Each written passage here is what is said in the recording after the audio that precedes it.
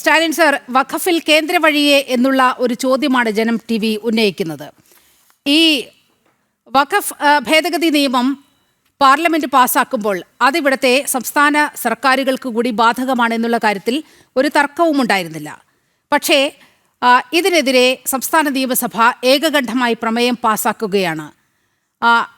ഇതിലെ വ്യവസ്ഥകളോട് വിയോജിപ്പാണ്. ഒരു തരത്തിലും കേരളത്തിൽ ഇത് നടപ്പാക്കില്ല എന്നതായിരുന്നു അവരുടെ നിലപാട്. പക്ഷേ ഹൈക്കോടതിയിൽ ഇന്നലെ വഖഫ് ബോർഡ് മരവിപ്പിക്കുന്ന ഒരവസ്ഥയുണ്ടായപ്പോൾ സർക്കാർ ആ നിലപാട്, അന്ന് പ്രതിപക്ഷത്തിരുന്ന സർക്കാർ ഇന്ന് നിലപാട് തിരുത്തുന്നൊരു സാഹചര്യം നമ്മൾ കണ്ടു. കേന്ദ്ര നിയമത്തിനനുസൃതമായി തന്നെ ഇവിടെ വഖഫ് ബോർഡ് പുനഃസംഘടിപ്പിക്കാം എന്നുള്ള ഒരു ഉറപ്പ് ഹൈക്കോടതിക്ക് നൽകിയിരിക്കുകയാണ്. എന്താണ് അങ്ങ് പരാതിയിൽ ഉന്നയിച്ച കാര്യങ്ങൾ? മാഡം പറഞ്ഞതിൽ ഒരു തെറ്റുണ്ട്. അതായത് വഖഫ് നിയമം എന്ന് പറയുന്നത് സെൻട്രൽ ആക്റ്റാണ്. അത് ഒരു സംസ്ഥാനത്ത് നടപ്പാക്കില്ല എന്ന് പറയാൻ ഒരു സംസ്ഥാനത്തിനും അവകാശമോ അധികാരമോ ഇല്ല.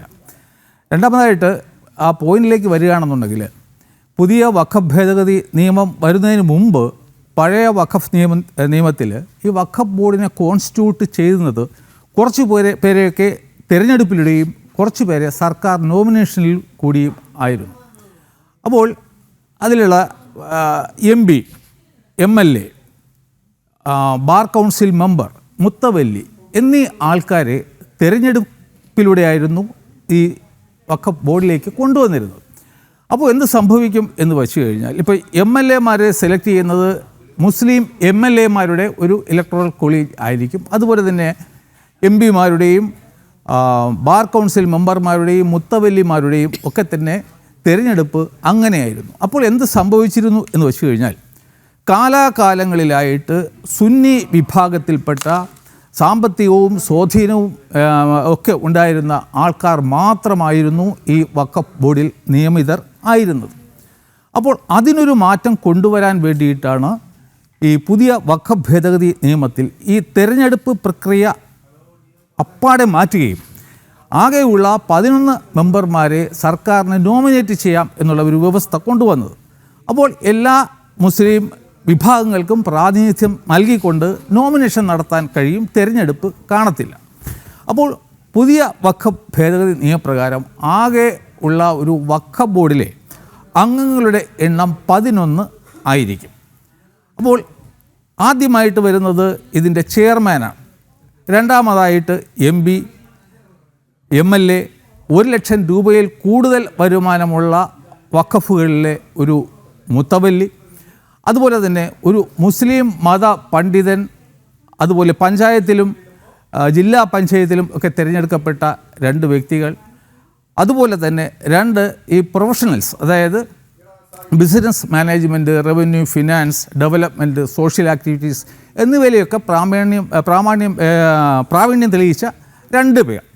അങ്ങനെ എന്നിട്ട് ഏറ്റവും അവസാനം വന്നിട്ട് joint secretary to the government dealing with Waqf matters. അപ്പോൾ ഇത്രയും അംഗങ്ങൾ അടങ്ങുന്ന 11 പേരുടെ ഒരു വഖഫ് ബോർഡാണ് കോൺസ്റ്റിറ്റ്യൂട്ട് ചെയ്യേണ്ടത്.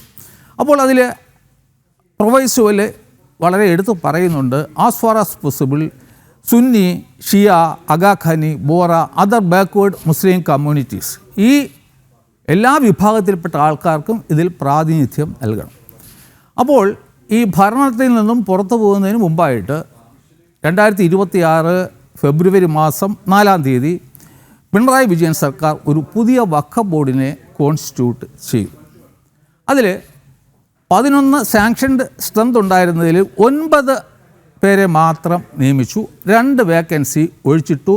അപ്പോൾ ഈ നിയമത്തിലുണ്ടായിരുന്ന ഏറ്റവും കണ്ടൻഷൻ വന്നിരുന്ന ഒരു പോയിൻ്റ് എന്ന് പറയുന്നത് ഇതിൽ നോൺ മുസ്ലിം മെമ്പേഴ്സിനെ നിയമിക്കണം എന്നുള്ളതായിരുന്നു.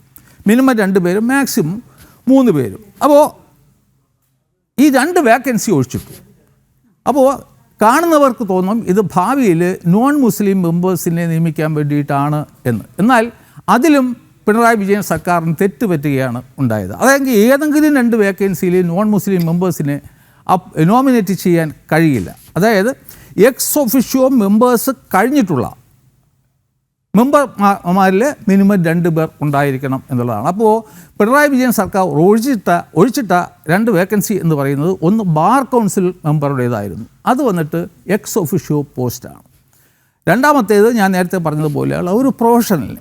അപ്പോൾ 2 പേരെ നിയമിക്കണം എങ്കിലും ഒരു വേക്കൻസിയിൽ മാത്രമേ നിയമിക്കാൻ പറ്റൂ. ബാർ കൗൺസിൽ മെമ്പറുടെ വേക്കൻസിയിൽ നിയമിക്കാൻ സാധ്യമല്ല. അപ്പോൾ ഞാൻ ഈ പൊതു താല്പര്യ ഹർജി നൽകണം എന്ന് ആഗ്രഹിച്ചതല്ല, പക്ഷേ അതിനൊരു പ്ലാൻ ഞാൻ ചെയ്തുകൊണ്ടിരുന്ന സമയത്താണ് ഷോൺ ജോർജ് ഒരു ഹർജി ഫയൽ ചെയ്തതായിട്ട് ഞാൻ അറിഞ്ഞത്. അപ്പോൾ ഞാൻ ഷോണിനോട് ബന്ധപ്പെട്ടപ്പോൾ ഷോൺ പറഞ്ഞത് ഈ 2 നോൺ മുസ്ലിം മെമ്പേഴ്സിനെ നിയമിക്കാൻ വേണ്ടിയിട്ടാണ് എൻ്റെ ഹർജി എന്നാണ്. ഞാൻ ചോദിച്ചു അത്ര മാത്രമേ ഉള്ളൂ. അപ്പോൾ പിരിച്ചുവിടാൻ ആവശ്യപ്പെടുന്നില്ലേ? അതല്ല, പിരിച്ചുവിടാൻ സാധ്യമല്ല, നമുക്ക് 2 നോൺ മുസ്ലിം മെമ്പേഴ്സിനെ നിയമിക്കണം എന്ന് മാത്രമാണ്. അപ്പോൾ ഞാൻ പെറ്റീഷൻ വായിച്ചു നോക്കുകയും ചെയ്തു. അപ്പോൾ അതിനൊരു ഇല്ലീഗാലിറ്റി വരുന്നില്ല, ഡെഫിഷ്യൻസി ഓഫ് ഡ്യൂട്ടി മാത്രമേ വരുന്നുള്ളൂ. 2 പേരെ നിയമിക്കേണ്ടത് നിയമിച്ചില്ല എന്നുള്ളത് മാത്രമായിരുന്നു ഷോൺ ജോർജിൻ്റെ പരാതി. അപ്പോൾ എനിക്കറിയാം അത് സ്വാഭാവികമായിട്ടും കോടതി പറയും 2 പേരെ നിയമിച്ചോളൂ എന്ന് സർക്കാർ ഡയറക്ഷൻ കൊടുക്കുക മാത്രമേ ചെയ്യുള്ളൂ.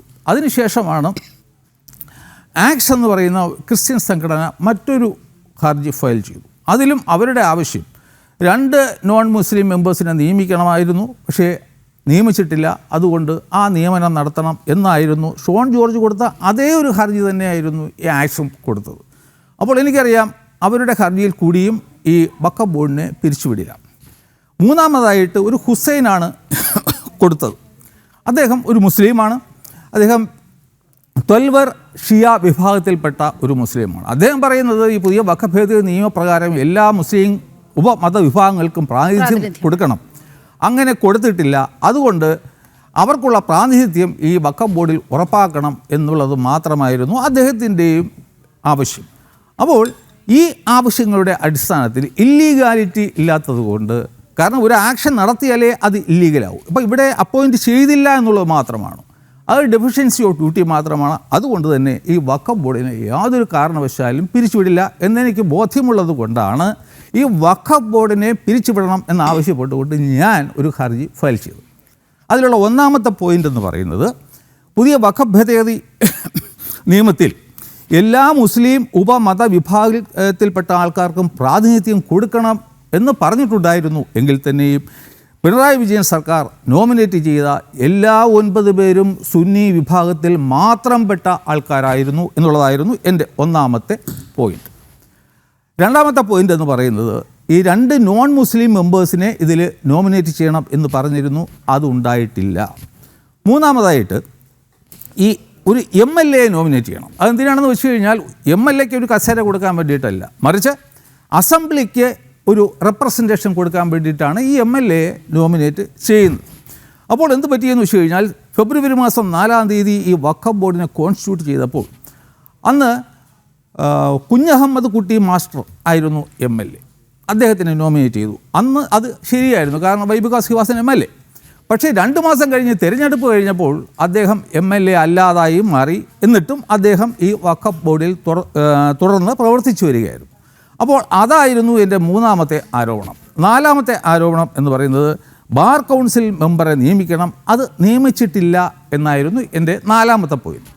5ാമത്തെ പോയിൻ്റ് എന്ന് പറയുന്നത്, എക്സ് ഒഫിഷ്യോ മെമ്പറായിട്ട് ജോയിൻറ്റ്